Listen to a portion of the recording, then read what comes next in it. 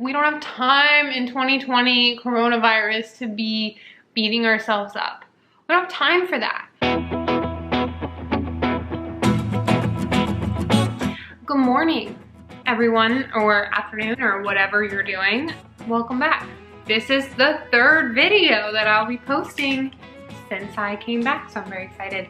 What we're here to talk about today is give you a little update about where everything is since the last update about quarantine, and then sort of talk about some positives about quarantine and things that I want to take with me moving forward out of quarantine.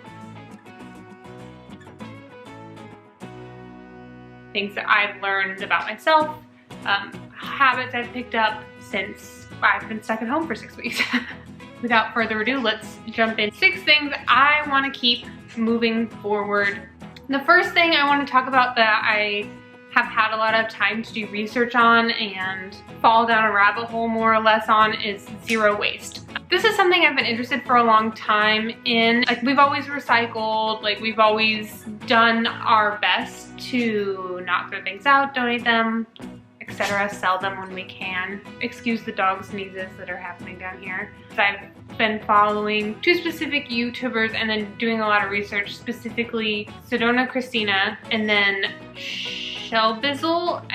I feel uncomfortable saying that, but I think that's what their channels are called. And they both do a really good job about talking about zero waste, and especially zero waste in the time of a pandemic. Some of it just kind of goes out the window, but now that I've had the time to do a lot of research, make some changes within my home, there's so much easy stuff that I can do. The highlights for me so far have been switching over some kitchen items to reusable items, just saving my jars from recycling, which is so obvious, but I was not doing it before, and reusing them in places of things that I would have had to buy, which is amazing. The number one thing I'm most excited about is that I've switched to shampoo and conditioner bars. I think what I was using before, I was using Tresemme and Shea Moisture, and I think both of those things were doing very bad things for my hair, so switching over to bar soap was amazing. I'm still sort of experimenting with favorite options, but I'm really excited that I found stuff that works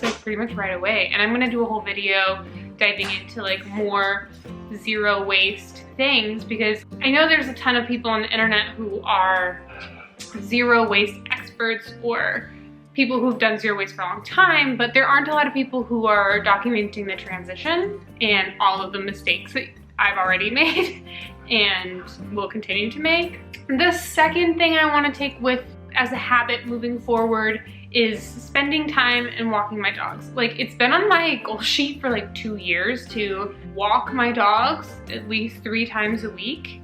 And I don't know why I've had such a hard time. We have a really big yard, we play with them in the yard, and sometimes I'm oh, that's enough. But I don't think so. I think that we've had a lot of really valuable time to work with them, especially Olive, who had some behavioral issues. We got her at 10 weeks and she was abandoned, and I don't think she was weaned properly, and I think that leads to inevitably more behavioral issues. And she's frankly just a wild child, which that's what puppies are, but there were lots of things that we could work with her on that we just didn't have time to do. And now we work with her all the time on her, she's just about to chew on the table. Wow, caught you in the act. Her barking, her overall jumping behavior, her rowdiness, and that all plays into working with her, making her tired, and then because she's tired, she's easier to train, which every dog trainer will tell you, but if you don't have time to walk your dog every day, then you're not, I don't know. My opinion is, if we're not doing right by our pets, because their entire world is us, then we're not doing a good enough job, and we shouldn't have pets. I know that there are people out there that will disagree with me on that. Sometimes, even though these dogs are incredibly spoiled, I'm I'm not doing a good enough job. They need the best. And that kind of ties into the next thing I want to take with me from quarantine, which is working out for free. And that includes the dogs, because I run with them now, and Ava's an okay running partner. Olive is a better running partner. Just because Ava's legs are short and she's older, she doesn't make a great running partner, but we do 1 lap with her and then we drop her home. and then we do another lap with Olive, and they like it, I get exercise, it's free. They get exercise they need. And honestly, I had a subscription to Orange Theory Fitness, which is like so darn expensive in a time where, like, as a family, we are definitely losing income due to COVID. Between my weddings, some of them being canceled or delayed, and his job, in a time when things are so uncertain, I have no idea why I would spend that much money on fitness when I can spend the time with my pets. I know now that it works and I can do it, and then I come home and I do a 30-minute HIIT workout that I found on YouTube. I do wish I had some weights in the house, and maybe that's something that we'll invest in. And then this sort of goes along with the health and fitness thing a little bit, but the next thing I want to take with me is the intense meal planning. Well, Olive's decided to join me for this next part, but what I was saying was the intensive meal prep and nutrition stuff that I've been working. This is something I've sort of been working, this is something I've sort of been working on since the beginning of the year. Essentially, I worked with a nutritionist early in the year, which I think I talked about in my last video a little bit. And that sort of got me on this journey of meal prepping and planning. Since we've gone into quarantine, that's just gotten ratcheted up like tenfold, because now we're trying to limit our exposure, go to the grocery store as little as possible. So I'm meal prepping further and further out. And it's awesome because it keeps us from having to go to the grocery store, because now we have quick, easy meals on hand for weekend lunches. We are still like going out, like ordering food on Fridays and Saturdays just to help local businesses in our area, and to like keep sort of a normal schedule that we usually had. I think it's kind of a win-win. But other than that, other than Friday night dinners and Saturday night dinners, we cook everything else at home. And because of that, like because of meal prepping, we're saving money because we're not going out. And also it's way less wasteful because every item that I purchase has a purpose. It has a recipe that it's going into, nothing goes bad. The other thing I've been sort of incorporating is less meat. I mean, we're not vegetarian or vegan, and I don't think my husband will ever make that switch. I think it's something that I would like to do. I've always had sort of iron problems, and I've always been told that I need to eat a really high protein diet by doctors and stuff. And so I am nervous about switching. And so I think my plan is to just introduce meals slowly. So like this week we're gonna have 2 vegetarian meals, and then like next week maybe we'll do 3. The next thing is sort of like, if you think about zero waste, how that ties into minimalism, how that ties into food prepping, and how that ties into working out for free. Like if you combine all of those things, it also lends itself toward another goal, which is a zero spend or a no spend. Honestly, at this point in my life, doing the research that I've done and recently having gone through and cleaned out a lot of my house, I know what I have. I know what I need.